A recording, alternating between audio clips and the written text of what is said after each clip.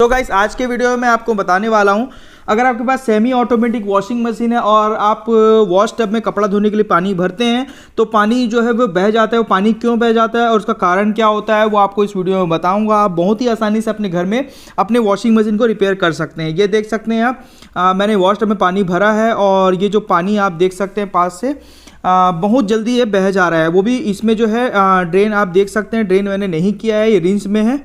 तो चलिए आगे मैं आपको प्रोसेस बताता हूँ उसको कैसे आप ठीक कर सकते हैं। सबसे पहले आपको करना ये होगा कि अपने बैक कवर को आप खोल लें, जो भी स्क्रू इसमें लगे हुए हैं उसको खोल लें आप और कवर को बाहर निकालिए। और एक बात का ध्यान रखिएगा इसकी, जैसे अगर पानी ये बहता है तो आपको पाइप उठा के चलाना नहीं है। पाइप उठा के चलाने से आपकी स्पिन मोटर जल सकती है। उसके बाद आप देख सकते हैं यहाँ पर ड्रेन का जो लॉक है, इस लॉक को आपको खोलना है।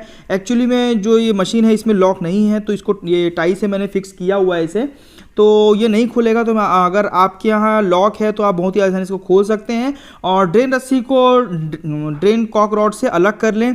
उसके बाद ये आप देख सकते हैं ये एक ढक्कन है ये ड्रेन रबर के ऊपर, इसको आपको घुमाना है एंटी क्लॉकवाइज और अंदर के रबर को आपको बाहर निकालना है। अंदर के रबर को आप जैसे ही बाहर निकालेंगे तो अंदर जो वॉश टब में पानी है वो निकल जाएगा बहुत ही आसानी से। उसके बाद आप देख सकते हैं इसमें बहुत सारे कचरे निकले हैं और इसमें लकड़ी भी अंदर गई हुई थी, तो उससे जो है पानी बह जा रहा था, रबर में फंस के पानी बह जा रहा था। तो आप इस होल को अच्छी तरीके से साफ़ कर लें, जो भी कचरा फंसा हुआ उसको अच्छे से निकाल लें। उसके बाद मैं आपको बताता हूँ, आप ड्रेन रबर आपको अलग कर लेना अपने ड्रेन रस्सी से। होता यह है गाइस कि इसमें लॉक रहता है और इस ड्रेन रबर में लॉक टूट गया है। आपके यहाँ वो लॉक अवेलेबल होगा तो आप उस लॉक को खोल के ड्रेन रस्सी को अलग कर लें और उसके बाद जो ड्रेन रबर है उसको अच्छी तरीके से आप साफ़ कर लें। थोड़ा भी एक्स्ट्रा मिट्टी इसमें नहीं रहना चाहिए, एक्स्ट्रा लेयर नहीं रहना चाहिए। इसको आप अच्छी तरीके से नाखून से अगर रगड़ना चाहे तो रगड़ सकते हैं और बिल्कुल भी इसको हार्ड चीज़ से साफ़ करने की ज़रूरत नहीं है।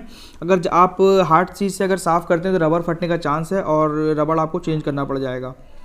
उसके बाद रबर हमारा साफ़ हो गया है। अब जहाँ पर ड्रेन रबर फंसता है उस जगह को आपको साफ़ करना है और आप अगर चाहें तो इसे टूथब्रश से भी साफ़ कर सकते हैं, हार्पिक का भी इस्तेमाल कर सकते हैं। हार्पिक डाल के थोड़ा देर आप छोड़ दें और उसके बाद रगड़ दें तो ये साफ़ हो जाएगा। उसके बाद आपको ये मशीन एक्चुअली में साफ़ है और सिर्फ इसमें थोड़ा सा ही कचरा फंसा हुआ था, तो मैं आपको दिखाता हूँ। अंदर साइड से अच्छे तरीके से आप साफ़ कर लें, थोड़ा भी एक्स्ट्रा मिट्टी नहीं रहना चाहिए। जो अंदर छोटा सा होल दिख रहा है आपको, उसके ऊपर ड्रेन रबर फंसता है, वहाँ भी आपको अगर मिट्टी जमी हुई तो स्क्रू ड्राइवर की मदद से उसको आप साफ़ कर लें, अच्छी तरीके से साफ़ कर लें। उसके बाद आप देख सकते हैं, देखिए ड्रेन ड्राइवर के कॉक रॉड में लॉक रहता है। एक्चुअली में लॉक टूट गया है तो मैं इसमें टाई मारा हुआ हूँ, टाई लगाया हूँ। उसके बाद मैं आपको ड्रेन रबर ऐसा बैठाना है और एक हाथ से आपको जो ऊपर का कॉक रॉड है उसको पकड़ना है। उसके बाद आपको ढक्कन लगाना है। ऐसा क्यों कर रहा हूँ मैं आपको बताता हूँ।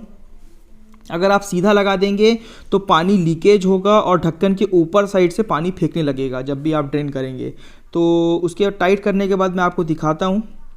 ये एक ब्लैक सर्कल आपको दिख रहा होगा, रबर का निशान। टाइट होने के बाद ये आपका एक्चुअली में जो जैसा बैठना चाहिए रबर वैसा ये बैठ गया है, तो ये निशान आएगा। अगर थोड़ा भी निशान नहीं आता है तो आप ठीक से रबर को बैठाएं। उसके बाद मैं आपको पानी इसमें डाल के भर के दिखाता हूँ कि पानी बह रहा है कि नहीं बह रहा है। अगर आप इस ट्रिक से अगर रबर को बैठा लेते हैं और अपने ड्रेन रबर को साफ़ कर लेते हैं तो आप बहुत ही आसानी से अपनी वॉशिंग मशीन के पानी को रोक सकते हैं। बस आपको ध्यान ये देना है कि जैसे ही पानी अगर बहता है, लीकेज हो रहा है, तो आपको पाइप उठा के नहीं चलाना है। और अगर आपसे नहीं हो पा रहा है तो आप अपने टेक्नीशियन को बुला सकते हैं, टेक्नीशियन को बुला के भी आप इसको बनवा सकते हैं। अगर इसके बावजूद भी अगर आपका, देखिए मेरा तो प्रॉब्लम सॉल्व हो गया है, अगर इसके बावजूद आपका प्रॉब्लम सॉल्व नहीं होता है तो आप ड्रेन स्प्रिंग भी लगा सकते हैं, वो ज़्यादा कॉस्टली नहीं आता है। और रबर अगर ख़राब है तो आपको रबर चेंज करना पड़ेगा। एक्चुअली में ये बहुत अच्छी कंडीशन में है ये मशीन और इसमें जो है अंदर से काफ़ी क्लीन है मशीन और रबर भी सॉफ्ट है। आपको चेक ये करना है, रबर ज़्यादा हार्ड नहीं होना चाहिए, एकदम मतलब नरम रहना चाहिए। ये मैंने ड्रेन किया है, देखिए ड्रेन करने के बाद रिंस कर दिया है और बहुत ही अच्छे से मशीन वर्क करने लगी है और पानी अब इसमें नहीं बह रहा है।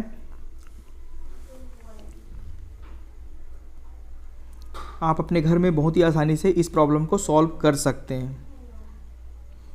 और ये लगभग मेरा जो प्रॉब्लम है वो पूरी तरीके से सॉल्व हो गया है।